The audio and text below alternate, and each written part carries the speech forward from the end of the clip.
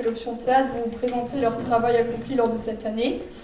Léona, Meïssan et Joséphine vont vous présenter la scène 5 de l'acte 1 de la pièce « On ne badine pas avec l'amour » d'Alfred de Musset qui date du 19e siècle. Lors de cette scène nous montre la rencontre entre Briden et le baron. Briden qui est l'enseignant du fils. Briden vient annoncer au baron que le curé est un ivrogne. Bien plus tard dans la scène vient l'entrée du curé, maître Blasius, qui vient annoncer au baron que son fils drague les villageoises.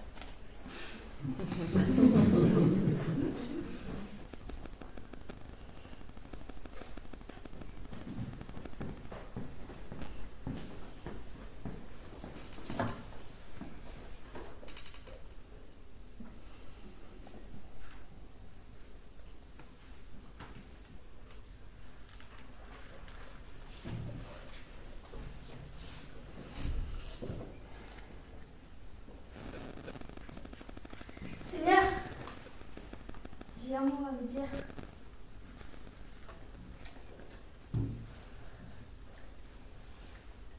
Le curé de la paroisse est un ivrogne. Fis donc, ça ne se peut pas. Si, j'en suis sûre. Il a bu à dîner 3 bouteilles de vin. Cela est exorbitant. Et en sortant de table, il a marché sur les plates-bandes. Sur les plates-bandes, je suis confondue, voilà qui est étrange. Boire 3 bouteilles de vin à dîner, marcher sur les plates-bandes. Et pourquoi ne marchait-il pas dans l'allée? Parce qu'il allait de travers. De plus, il a lâché quelques mots en latin. C'était autant de solécisme. Seigneur, c'est un homme dépravé.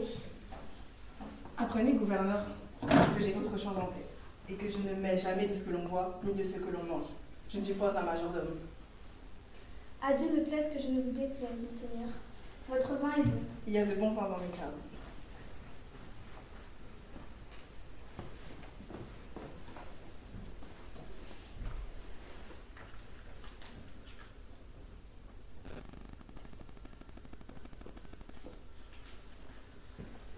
Monseigneur,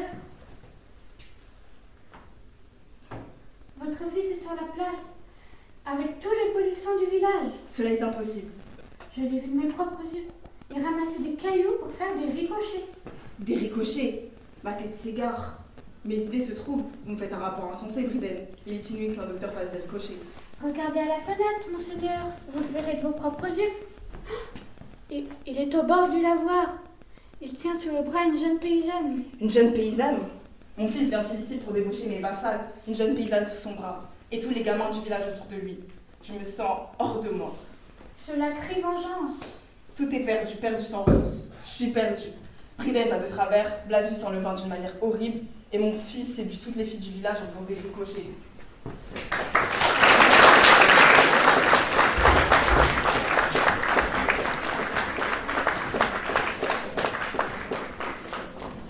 Aude va incarner Cyrano de Bergerac. Lors d'une soirée, un homme l'interpelle et lui fait une remarque sur l'excroissance de son nez. Il va donc lui répondre en lui montrant les différentes façons qu'il aurait pu employer pour lui dire.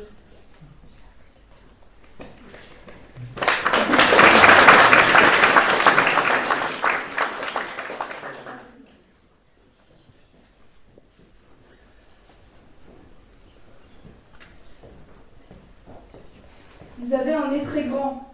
Ah non, c'est un peu court, jeune homme. On pouvait dire au Dieu bien des choses en somme. En variant le ton, par exemple. Tenez. Agressif. Moi, monsieur, si j'avais un tel nez, il faudrait sur le champ que je me l'amputasse. Amical. Mais il doit tremper dans votre tasse. Pour boire, faites-vous fabriquer un hanap. Descriptif. C'est un roc. C'est un pic. C'est un cap. Que dis-je, c'est un cap. C'est une péninsule. Curieux. De quoi sert cette oblongue capsule? D'écritoire, monsieur, ou de boîte à ciseaux? Gracieux. Aimez-vous à ce point les oiseaux que, paternellement, vous vous préoccupâtes de tendre ce perchoir à leurs petites pattes? Truculent. Ça, monsieur, lorsque vous pétunez, la vapeur du tabac ne vous sort-elle du nez sans qu'un voisin ne crie au feu de cheminée? Pédant. L'animal seul, monsieur, qu'Aristophane appelle hippocampe éléphantocamélos, dut avoir sous le front tant de chair sur tant d'os. Empathique. Aucun vent ne peut, né magistral, t'enrhumer tout entier, excepté le Mistral. Dramatique. C'est la mer rouge quand il saigne. Admiratif. Pour un parfumeur, quelle enseigne. Lyrique. Est-ce une conque? Êtes-vous un triton? Naïf. Ce monument, quand le visitons? Pratique. Voulez-vous le mettre en loterie? Assurément, monsieur, ce sera le gros lot. Et enfin, parodiant Pyrame en un sanglot. Le voilà donc ce nez qui a les traits de son maître. A détruit l'harmonie, il en rougit le traître. Voilà ce qu'à peu près, mon cher, vous m'auriez dit, si vous aviez un peu de lettres et d'esprit. Mais d'esprit, oh, le plus lamentable des êtres, vous n'en eûtes jamais un atome. Et de lettres, vous n'avez que les trois, qui forment le mot sot.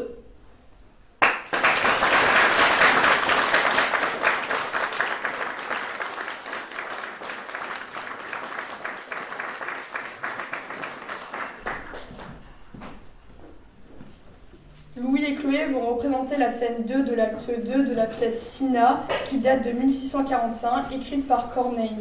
Cinna et Maxime sont deux chefs d'une rébellion qui vise à tuer Auguste. Les deux amis sortent juste d'une réunion avec Auguste dans laquelle il leur dit vouloir abandonner le pouvoir.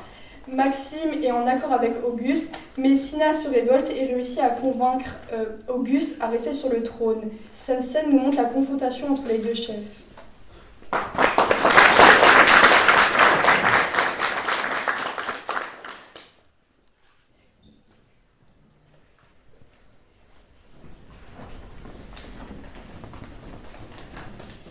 Quel est votre dessein après ces beaux discours? Les mêmes que j'avais et que j'aurai toujours. Un chef des conjurés flatte la tyrannie. Un chef de conjurer la loi impunie. Je veux voir Rome libre. Et vous pouvez juger que je veux la franchir ensemble et la venger. Octave aura donc vu ses fureurs à son lit, piller jusqu'aux hôtels, sacrifier nos vies, remplir nos champs d'horreur, combler Rome de mort, et sera quitte après pour les faits d'un remords. Quand le ciel, par nos mains, à le punir s'apprête, à l'âge repentir garantir à sa tête. C'est trop ce Médapa, et c'est trop invité par son impunité quelque autre à l'imiter.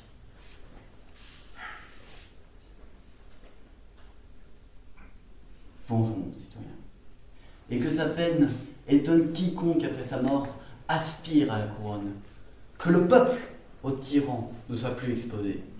S'il eût puni ici-là, César eût moins osé. Mais la mort de César que vous trouvez si juste a servi de prétexte aux cruautés d'Auguste. Voulant nous affranchir, Drude s'est abusé. S'il eût puni César, Auguste eût moins osé.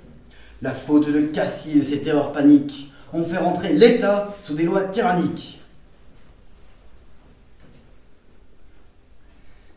Mais nous ne verrons point de pareil accident lorsque Rome suivra des chefs bien moins prudents.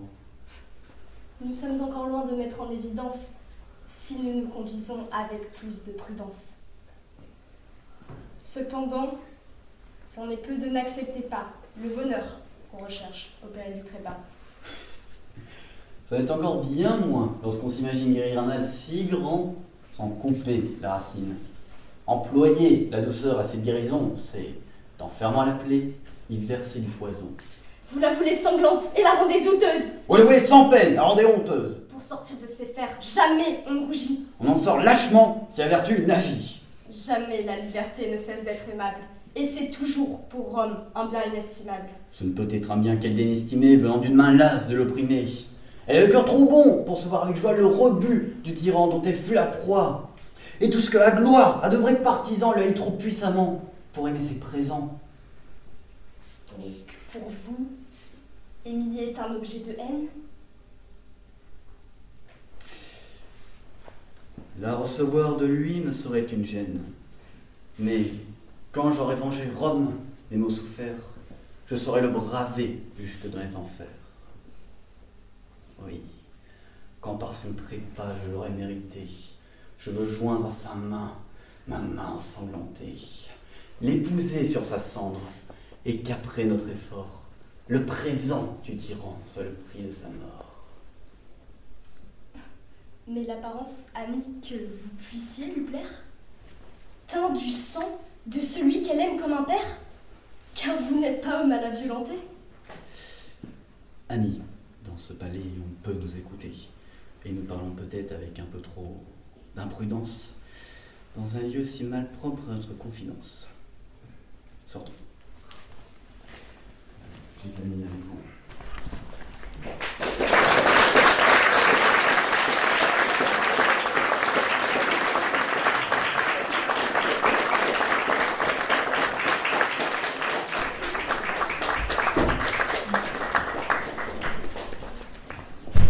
Noé va incarner Don Juan qui est un libertin. La scène débute par un monologue de son valet qui lui explique que c'est immoral de sortir avec plusieurs femmes et qu'il faut être fidèle en amour.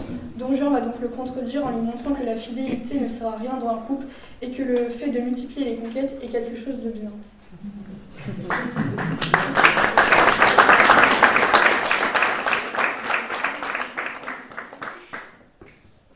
En ce cas, monsieur, je vous dirai franchement que je n'approuve point votre méthode et que je trouve fort vilain d'aimer de tous côtés comme vous faites. Quoi? Tu veux qu'on se lie à demeurer au premier objet qui nous prend? Qu'on renonce au monde pour lui et qu'on n'ait plus Dieu pour personne? La belle chose de vouloir se piquer d'un faux honneur, d'être fidèle, de s'ensevelir pour toujours dans une passion et d'être mort dès sa jeunesse à toutes les autres beautés qui nous peuvent frapper nos yeux. Non. Non. La constance n'est bonne que pour des ridicules. Toutes les belles ont droit de nous charmer. Et l'avantage d'être rencontrée la première ne doit point dérober aux autres les justes prétentions qu'elles ont toutes sur nos cœurs. Pour moi, la beauté me ravit partout où je la trouve, et je cède facilement à cette douce violence dont elle nous entraîne. Et j'ai beau être engagé, l'amour que j'ai pour une belle n'engage pas mon âme à faire injustice aux autres. Quoi qu'il en soit, je ne puis refuser mon cœur à tout ce que je vois d'aimable. Et dès qu'un beau visage me le demande, si je n'avais 10 000, je les donnerais tous. Les inclinations naissantes, après tout, ont des charmes inexplicables. Et tout le plaisir de l'amour est dans le changement.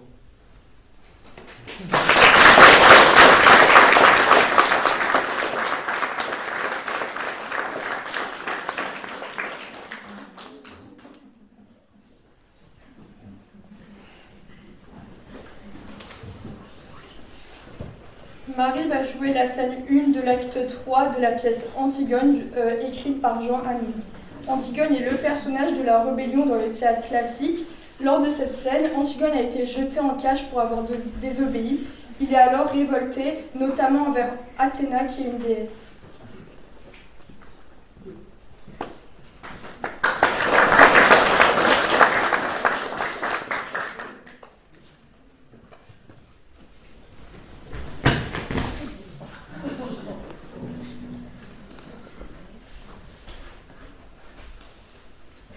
Inconstante reine du monde, qui fait tout par aveuglement, sans dessein et sans fondement, et par qui toutefois toute chose se fonde, pousse ta roue et ne te lasse pas, fais que son tour s'achève, il faudra qu'elle nous relève après nous avoir mis si bas, telle que d'une mer agitée, où va des flots s'entresuivant, se fuir après au gré des vents, et ne tenir jamais, ne s'est arrêté.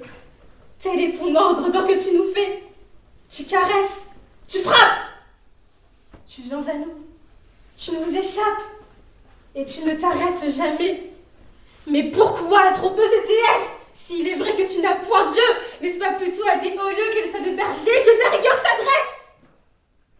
Tu ne peux voir la tête d'un roi, l'éclat que tu lui donnes, et qui chante de toi des couronnes, à toujours guerre avec toi.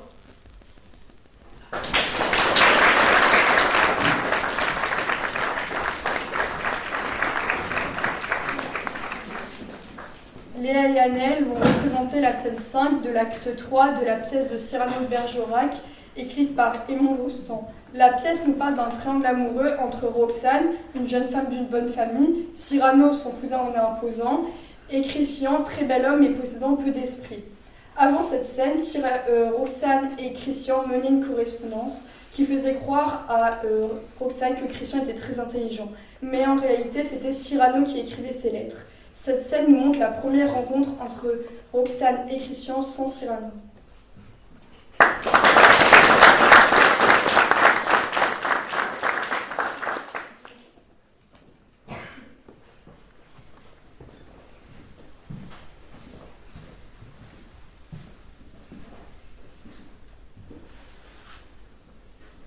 Une élégante, adieu.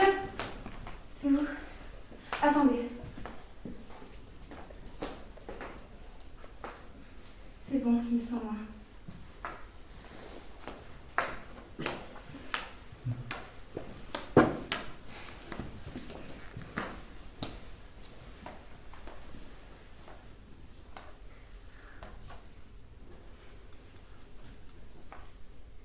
L'air est doux.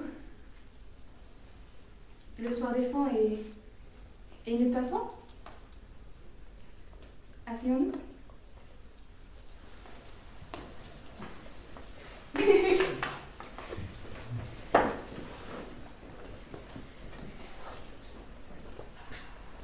Allez-y, parlez, j'écoute.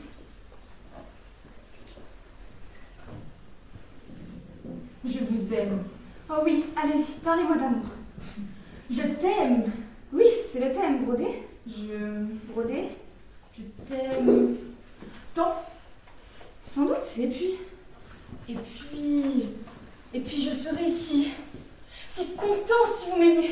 Oh, dis-moi, Roxane, que tu m'aimes. Mon cher, vous m'offrez du bruit quand j'espérais des crèmes. Dites-moi un peu, comment vous m'aimez. Mais Beaucoup. Oh, mais de l'intériorité d'eau vos sentiments. Donc, je voudrais l'embrasser. Christian, je t'aime. Encore. Non, je ne t'aime pas. C'est heureux.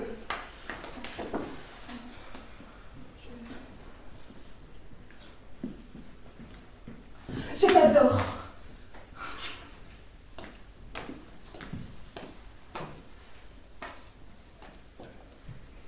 Oui, je deviens sourd. Et cela me déplaît, autant qu'il me déplairait que vous devinssiez laid. Mais je... Non, allez donc rassembler votre éloquence en fuite. Mais je... Vous m'aimez, je le sais, mais non. Allez-vous-en. Non, pas tout de suite, je vous Que dirai. vous m'adorez. Oui, je le sais, mais non. Adieu. Mais je...